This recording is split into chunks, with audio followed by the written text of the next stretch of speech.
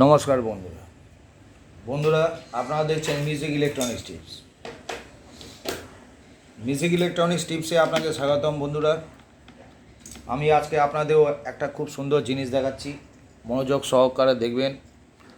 একটা পাখা ফিটিং কেমন হয়, এই পাখার কি হয়েছিল সেটাও আমি আপনাদের দেখিয়ে দিচ্ছি। এই পাখা জ্বলে গিয়েছিল, ঠিক আছে।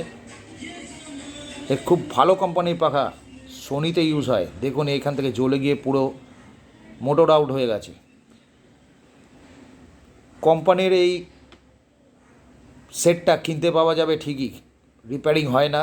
রিপেয়ারিং যারা করে খুব কষ্ট করে এখানে ডেন্ডাইট বা ফেভিকুইক দিয়ে এটাকে লাগিয়ে আবার সচরাচর এমনিভাবে পাখাটাকে ফিটিং করে। যাকে আমি তো করে নেব, কিন্তু আপনাদের জন্য এই ভিডিও এইটার জন্য না, আমি অন্য কারণের ভিডিও দেখাচ্ছি।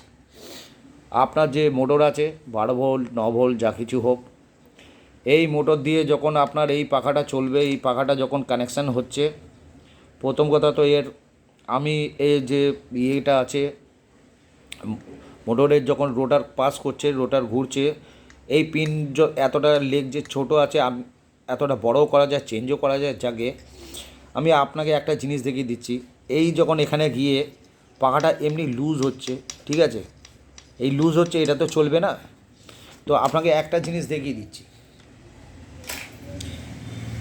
আপনি পুরনো দেখবেন, এইরকম দেখবেন যে 3 পিন 2 পিন প্লাগ আছে, বা এইরকম আপনি দেখবেন যে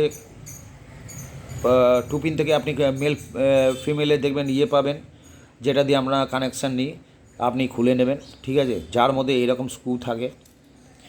প্রথম কথা হচ্ছে স্ক্রুটা খুলে নিয়ে এই যে ছোট্টখানি গ্যাপ আছে, এই যে হোলটা আছে, আপনি করুন কি, এই যে জায়গাটা দিয়ে পাখাটাকে ঢুকিয়ে দিন, ছোট ব্লেড ঢুকিয়ে দেওয়ার পর আপনি করুন একদম এটাকে প্রেস করে ঢোকান এটার মধ্যে, এই হোল্ডারে।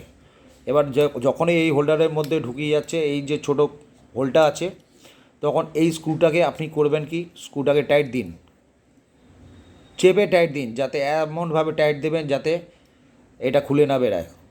তো কী হলো, এটা আপনার আটকে থেকে গেল এই জায়গাটায়।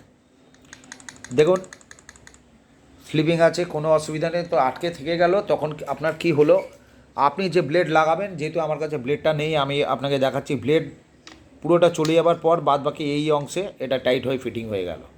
তো কী হলো, এই ব্লেডটা আর আপনার ছিটকে বেরিয়ে যাবে না কখন। এটা যাতে সচরাচর আপনার কাছে ঠিক থাকে, তার জন্য আমি দেখালাম আপনাকে। তো এটা আর বেরিয়ে যাবে না। সুতরাং বন্ধুরা, আমি আপনাকে আরেকটা জিনিস দেখাচ্ছি।